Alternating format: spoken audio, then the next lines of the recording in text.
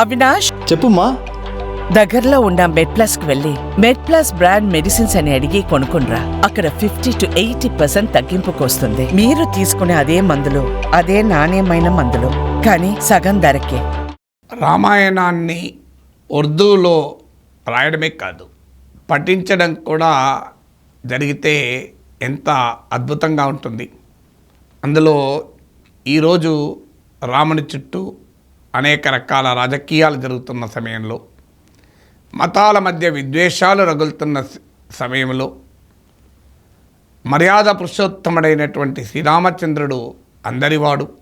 శ్రీరామచంద్రుడి జీవితము, రామాయణ ఇతివృత్తము మానవాళి సర్వ సంక్షేమానికి, లోక కళ్యాణానికి, సార్వజనీన సత్యాన్ని ప్రపంచానికి చెప్పడానికి ఉపయోగపడుతుంది. అందువల్ల రామాయణము ఉర్దూలో రావడం సహజంగానే ఆనందదాయకం. వాస్తవంగా ఇవాళ కాదు, రామాయణం ఉర్దూలో రచించబడింది. పొయిటిక్ వర్షన్ ఆఫ్ రామాయణ్, కావ్య రూపంలో ఉర్దూలో రామాయణం వచ్చి 89 ఏళ్ళైంది. 1935లో మొదటిసారిగా బెనారస్ హిందూ యూనివర్సిటీలో రామాయణ కావ్యాన్ని ఉర్దూలో పఠించారు. బెనారస్ హిందూ యూనివర్సిటీ 1935లో ఒక పోటీ నిర్వహించింది, రామాయణాన్ని ఉర్దూలో రాయడము, పాడడము అని. సో దానికి బికనీర్, రాజస్థాన్లోని బికనీర్ నుంచి మౌల్వీ బాద్షా హసన్ రాణా లక్నవి, మౌల్వీ బాద్షా హసన్ రాణా లక్నవి అనే అతను ఆ పోటీలో పాల్గొని బంగారు పథకాన్ని, గోల్డ్ మెడల్ పొందాడు. ఈ బాద్షా హుస్సేన్ రాణా లక్నవి, ఇతను బికనీర్ రాజు, అప్పటి రాజైన రాజా గంగా సింగ్ వద్ద 1930 నుంచి 1919 వరకు పనిచేశారు. మొఘల్ చక్రవర్తులు పర్షియన్ భాషలో ఆర్డర్స్ ఇష్యూ చేస్తే దాన్ని ఉర్దూలో అనువదించేవాడు ఈ హుస్సేన్ రాణా లక్నవి.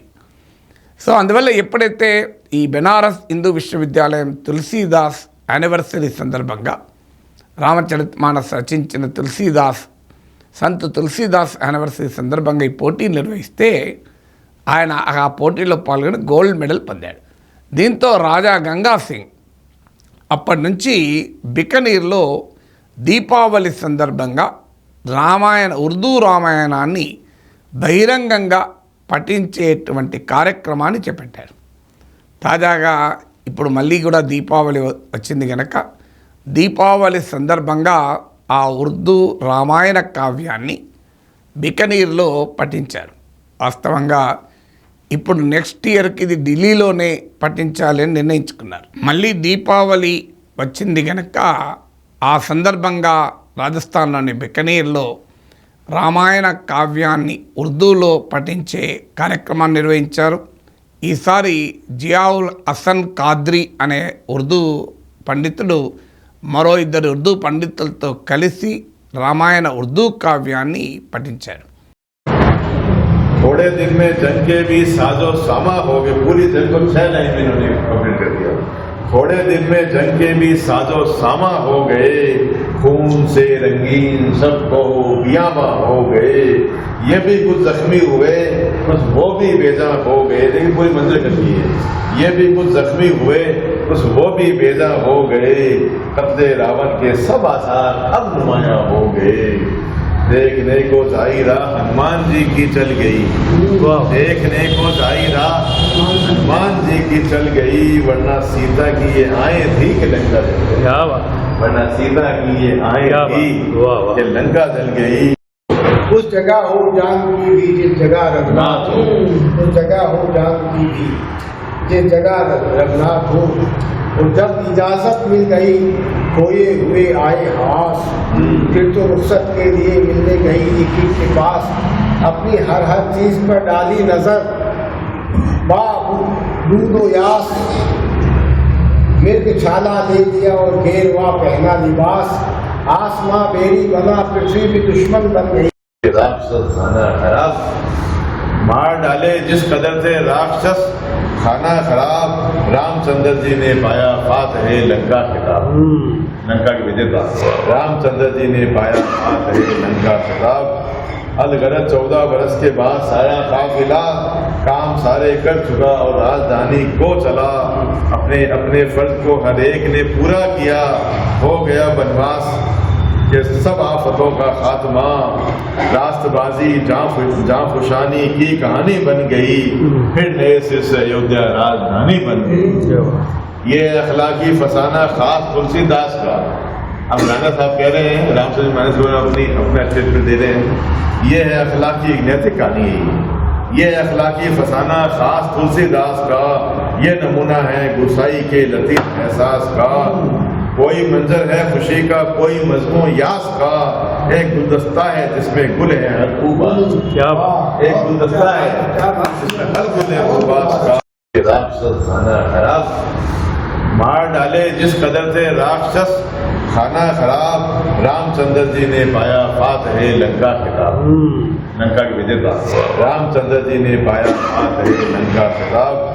अलगरज 14 बरस के बाद सारा काफिला काम सारे कर चुका और राजधानी को चला।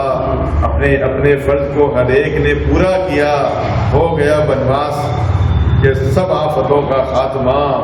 रास्तबाजी जांफुशानी की कहानी बन गई, फिर नए सिर से अयोध्या राजधानी बन गई। ये अखलाकी फसाना खास तुलसीदास का। अब राणा साहब कह रहे हैं, रामचंद्र मानस अपने अच्छे दे रहे हैं, ये है अखलाकी नैतिक कहानी।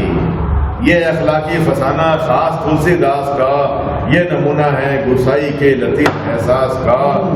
कोई मंजर है खुशी का, कोई मजमून यास का, एक गुलदस्ता है जिसमें गुल है हर खूबास। क्या एक गुलदस्ता है जिसमें हर गुल है खूबास का।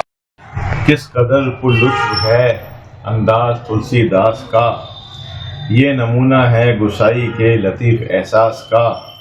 नक्शा रामायण में किस खूबी से खींचा यास का, रामचंद्र जी के 14 साल के बनवास का।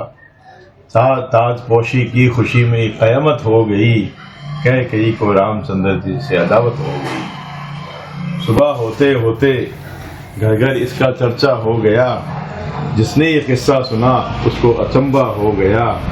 रात भर में जश्न मातम बन गया, क्या हो गया रामचंद्र जी को ये बनवास कैसा हो गया। रंजो हसरत की घटा सीता के दिल पर छा गई, गोया जूही की कली थी होश से मुझा गई। మీరు చూడండి, ఇప్పుడు ఆ రాజస్థాన్లోని బికనీర్లో జరిగినటువంటి ఈ కార్యక్రమంలో ఉర్దూ రామాయణాన్ని, వాస్తవంగా ఇది దేశమంతా జరిగితే మత సామరస్యం వెల్లివిరుస్తుంది. రాముల వారి జీవితము, రాముల వారి సందేశం మతాలకు అతీతంగా, భాషలకు అతీతంగా సర్వమానవ సంక్షేమానికి దోహదం చేస్తుంది. మత విద్వేషాల్ని ఎంతో కొంత తగ్గించి మానవాళి మతం పేరిట విభజించబడకుండా ఆ రకమైనటువంటి సామరస్యాన్ని, సమైక్యతను సమాజంలో తీసుకొచ్చేటువంటి అవకాశం ఏర్పడుతుంది.